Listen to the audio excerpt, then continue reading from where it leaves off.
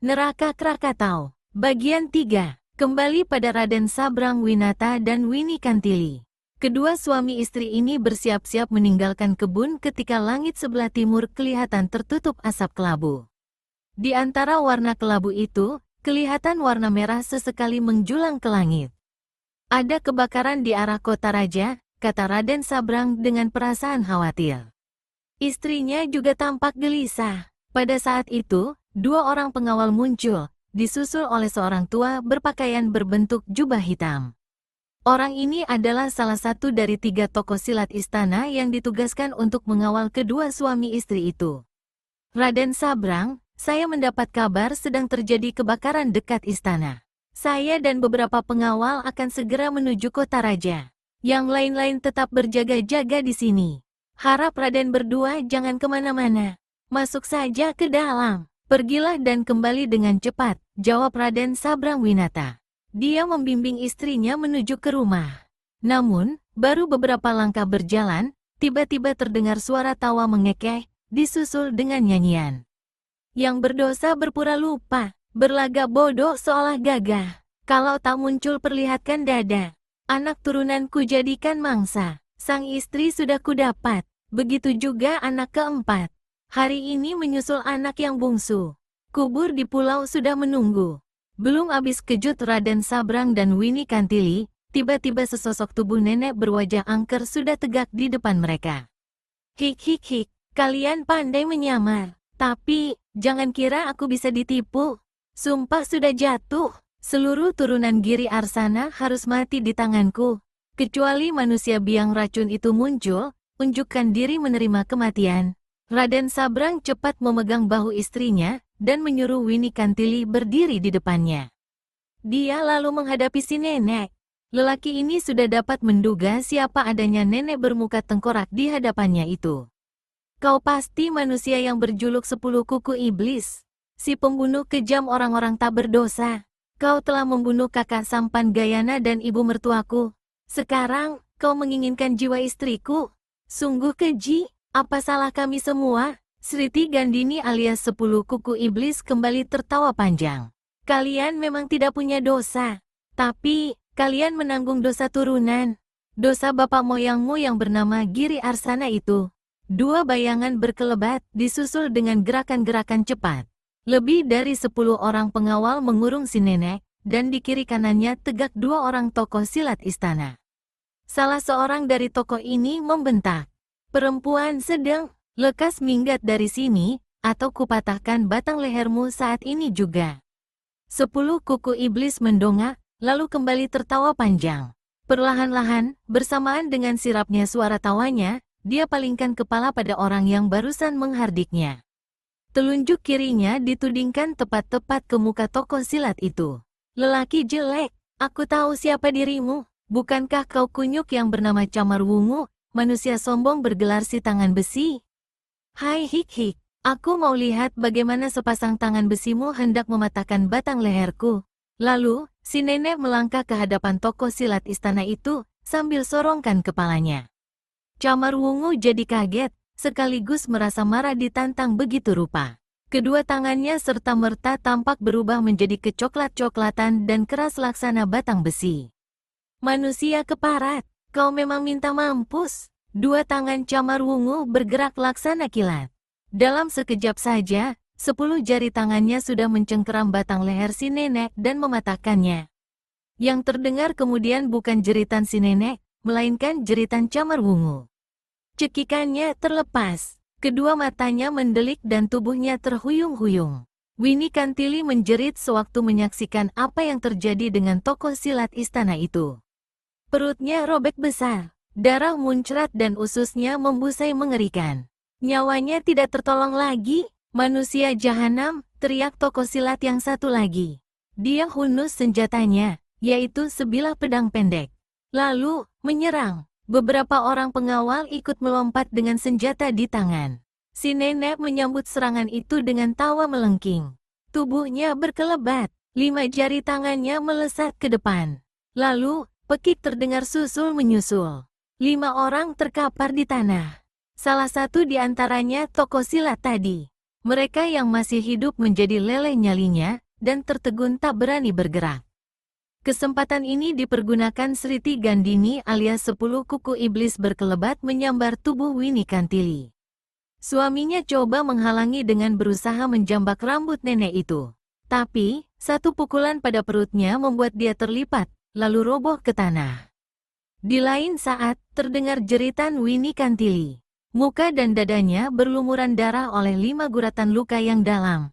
Raden Sabrang cepat bangkit dan berusaha mengejar ketika dilihatnya si nenek hendak melarikan istrinya. Tapi, lagi-lagi hantaman si nenek membuatnya jatuh tergelimpang ke tanah. Kali ini, tak bangkit lagi karena tulang dadanya melesat remuk, dan dia mengalami kesulitan bernapas. Winnie, memanggil Raden Sabrang. Dia berusaha berdiri mengejar, tapi roboh lagi. 10 kuku iblis tertawa melengking. Tubuh Winnie Kantili yang berada dalam keadaan luka parah dan sekarat di panggulnya di bahu kiri. Dia memandang berkeliling, lalu melompat ke arah matahari tenggelam. Namun, gerakannya tertahan. Ada dorongan angin dahsyat datang dari depan, yang membuat tubuhnya terhuyung-huyung. Tubuh Winnie Kantili yang ada di panggulannya hampir terlepas. Si nenek berseru marah sambil melompat ke kiri. Dia balas menghantam, tapi ketika melihat wajah orang yang menghadangnya, kedua matanya jadi terbeliak, hatinya berdenyut penuh rasa tidak percaya. Dia membatin, apakah ini hanya satu kebetulan, atau manusia keparat itu memang hidup kembali? Tapi, bagaimana bisa semudah ini? Perempuan jahat, jangan harap kali ini kau bisa membunuh dan kabur seenaknya. Turunkan putri pati itu, cepat. Pemuda di depan si nenek membentak. Siapa kau? Si nenek balas menghardik. Aku utusan dari neraka, yang datang untuk mengambil nyawa busukmu, jawab si pemuda. Gila, kata si nenek lagi dalam hati. Ucap dan lagaknya persis sama dengan si keparat itu. Bagaimana ada dua manusia bisa mirip satu sama lain? Jangan kau berani bergurau di hadapan nenek moyangmu. Lekas menyingkir, atau kau jadi korbanku berikutnya saat ini juga. Yang diancam garuk-garuk kepala dan menyeringai, lalu maju selangkah. Si nenek angkat tangan kanannya siap untuk menghantam. Tapi, entah mengapa, tiba-tiba saja ada rasa tidak enak dalam hatinya. Tangannya diturunkan kembali. Kesempatan ini dipergunakan si pemuda untuk melompat, coba merampas tubuh Winnie Kantili. Kali ini, si nenek tidak bisa berbuat lain. Dia cepat mengelak ke kiri, lalu kirimkan tendangan kaki kanan. Tapi, luput, karena yang diserang sudah lebih dulu mengelak dan membalas dengan satu pukulan tangan kosong mengandung tenaga dalam tinggi. 10 kuku iblis keluarkan pekik melengking. Tubuhnya lenyap, tangan kanannya mencakar ke depan. Namun aneh, sekali ini dia tidak keluarkan kuku-kuku iblisnya. Hanya saja, serangannya ini kini mengerahkan lebih dari separuh tenaga dalamnya. Akibatnya, si pemuda merasa seperti disambar angin topan. Tubuhnya terpental, dada pakaiannya robek. Selagi dia mencoba mengimbangi diri agar tidak jatuh, nenek berwajah tengkorak itu kembali menyerbu dengan cakaran ke wajah lawan, tapi lagi-lagi dia tidak keluarkan kuku-kuku iblisnya. Dalam keadaan terdesak, si pemuda menghantam sambil kerahkan tenaga dalam. Terdengar suara angin menderu dahsyat. Si nenek terkejut dan berseru. Jurus di balik gunung memukul halilintar. Lalu, dia cepat batalkan serangannya dan menyingkir mundur dengan mata mendelik. Si pemuda, yang tentunya adalah pendekar 212 Wiro Sableng, jadi terkejut ketika mendengar lawan menyebut dengan tepat jurus pukulan yang dilancarkannya. Jadi kau manusia yang berjuluk pendekar 212 itu, kata si nenek dengan mata masih melotot. Dalam hati, dia lagi-lagi membatin. Ah, mengapa wajahnya begitu sama? Kepandaiannya pun tak kusangka begini hebat. Dia bisa berbahaya, tapi bagaimana ini? Aku tidak tega mencelakainya. Lebih baik aku lekas pergi dari sini. Si nenek keruk saku pakaiannya, mengeluarkan sebuah benda berwarna hitam. Murid Eyang Sinto Gendeng yang sudah punya banyak pengalaman segera tahu benda apa yang ada di tangan si nenek. Dia coba merampas, tapi terlambat. Benda itu telah lebih dulu dibantingkan 10 kuku iblis ke tanah. Terdengar letupan halus. Lalu, asap tebal menggebu-gebu menutup pemandangan sejarak 3 tombak persegi. Wiro batuk-batuk dan cepat menyingkir. Ketika asap tebal lenyap, si nenek bersama sosok Winnie Kantili yang dipanggulnya tidak kelihatan lagi di tempat itu. Pendekar 212 cepat mendatangi sosok Raden Sabrang yang sedang sekarat terkapar di tanah. Raden, kejar! Kejar perempuan iblis itu! Dia melarikan Winnie. Tolong istriku, terlambat. Tak mungkin dikejar. Kecuali ada yang tahu kemana perempuan itu membawa istri Raden, jawab Wiro, lalu dia menotok tubuh Raden Sabrang di beberapa tempat. Totokan ini tak mungkin menyelamatkan jiwa putra patih kerajaan itu. Namun, paling tidak dapat mengurangi rasa sakit yang dideritanya. Aku mendengar dia menyebut-nyebut pulau, kata Raden Sabrang. Pemandangannya mulai berkunang dan gelap. Pulau apa? Pulau apa, Raden? Katakan cepat. Dia hanya menyebut pulau. Tidak tahu. Ucapan Raden Sabrang terputus. Kepalanya terkulai. Nyawa lepas sudah. Pendekar 212 garuk-garuk kepala. Dia memandang ke arah matahari yang akan segera tenggelam. Pulau. Pulau apa? Ada banyak pulau di pantai utara. Satu yang terbesar Pulau Rakata. Mungkin nenek itu membawa korbannya ke sana? Tapi, untuk apa? Selagi pendekar 212 berpikir-pikir, tiba-tiba dari arah barat terdengar gemuruh suara derap kaki kuda banyak sekali. Murid Eyang Sinto Gendeng cepat palingkan kepala. Lalu, dia melihat rombongan orang-orang itu. Di sebelah depan adalah Patih Ganda Arya Wisesa. Di sebelahnya, Cemani Tandu Wisoka. Di sebelah belakang menyusul Brambang Santika bersama dua orang tokoh silat istana.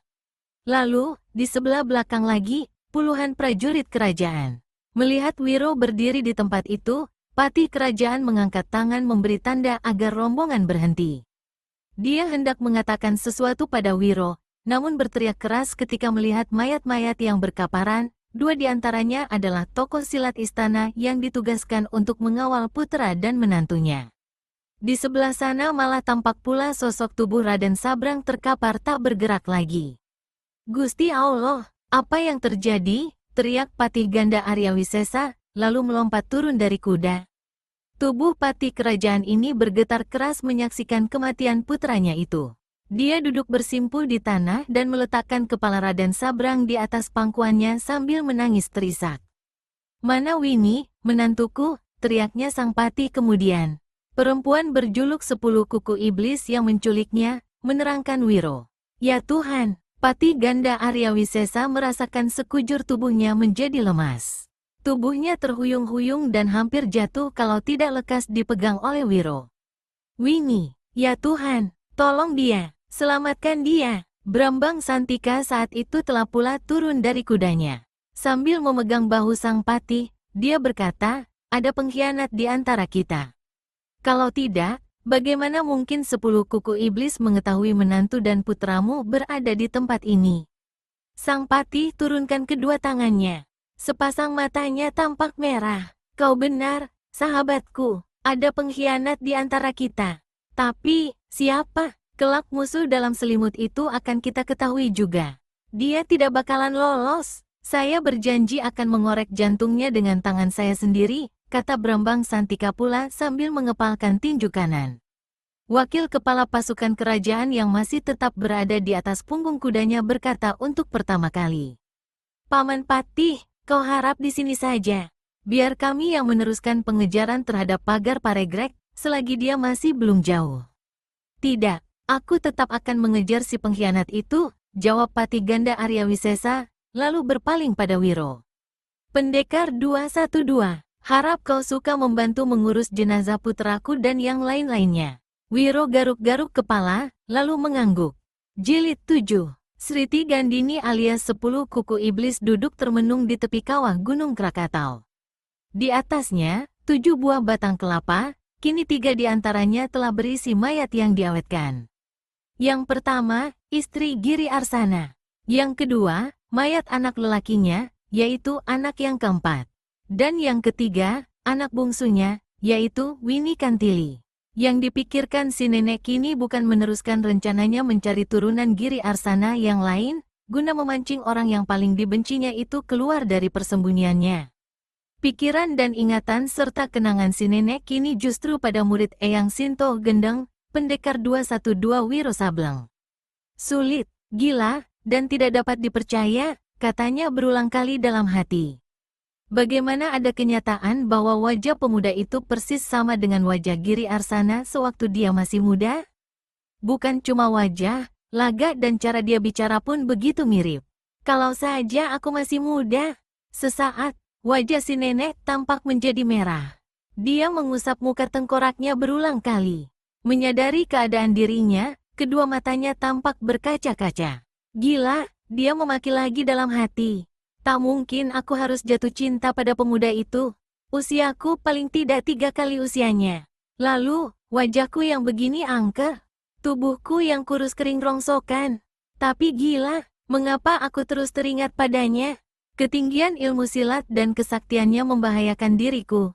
Bisa-bisa aku celaka di tangannya, sebelum sempat menuntut balas terhadap Giri Arsana.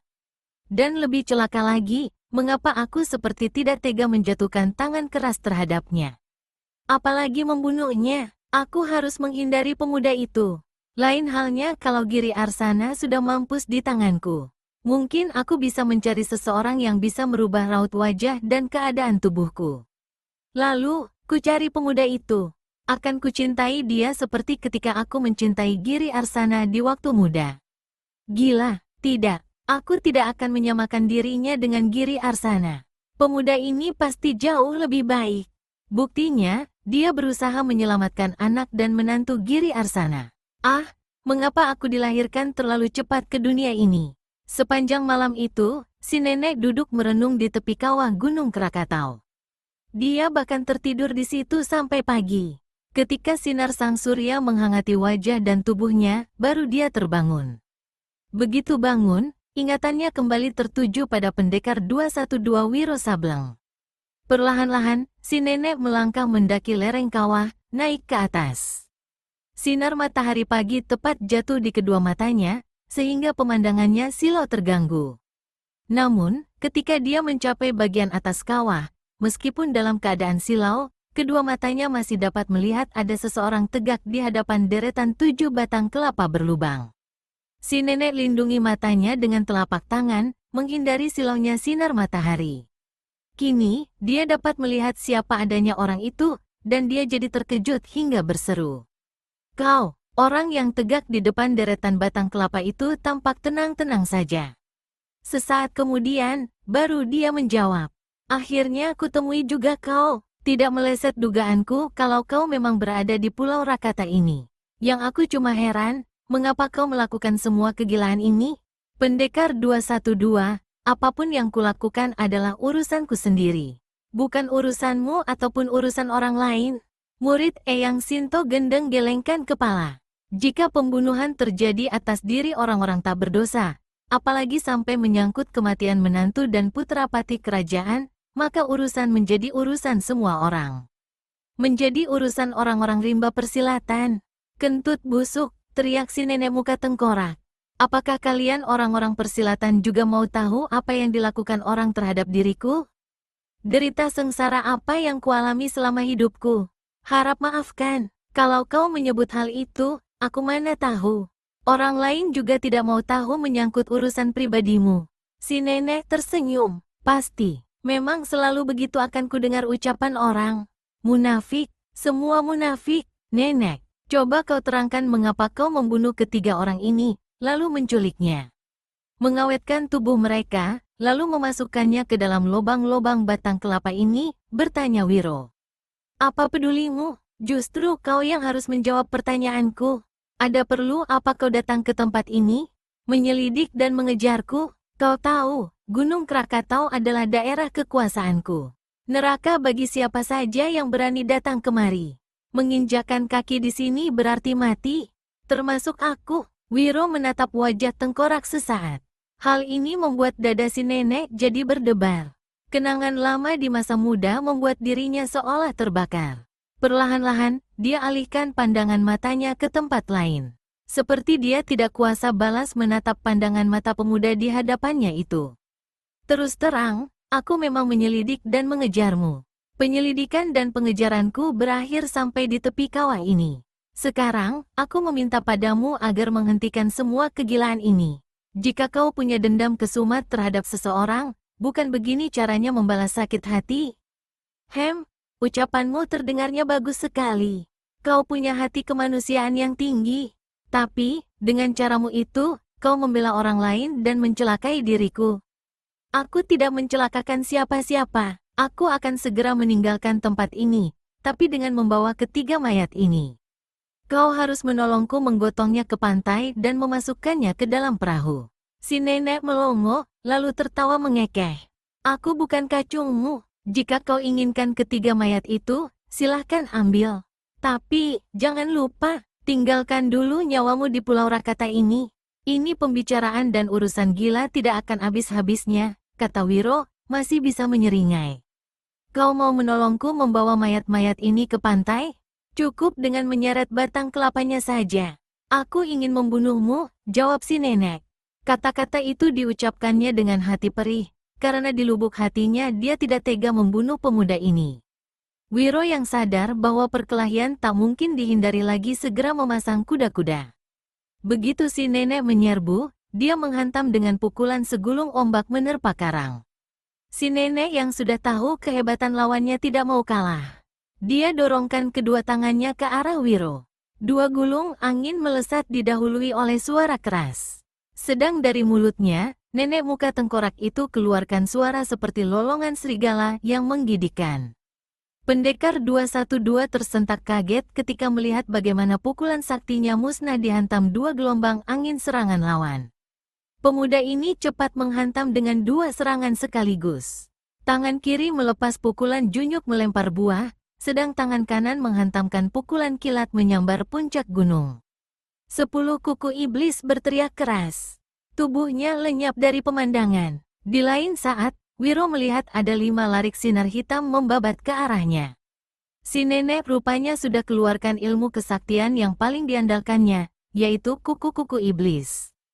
Wiro cepat menyingkir, tapi, baju putihnya masih sempat disambar hingga robek besar di bagian dadanya. Selagi dia terkesiap kaget begitu rupa, si nenek kembali menyambar dengan 5 kuku mautnya. Kali ini, Wiro tidak berkesempatan untuk menghindar. Sesaat lagi, 5 kuku itu akan merobek muka pendekar 212. Si nenek tiba-tiba tarik pulang tangannya. Rasa cintanya yang aneh membuat dia tidak tega meneruskan serangannya. Kesempatan ini tidak disia-siakan oleh Wiro.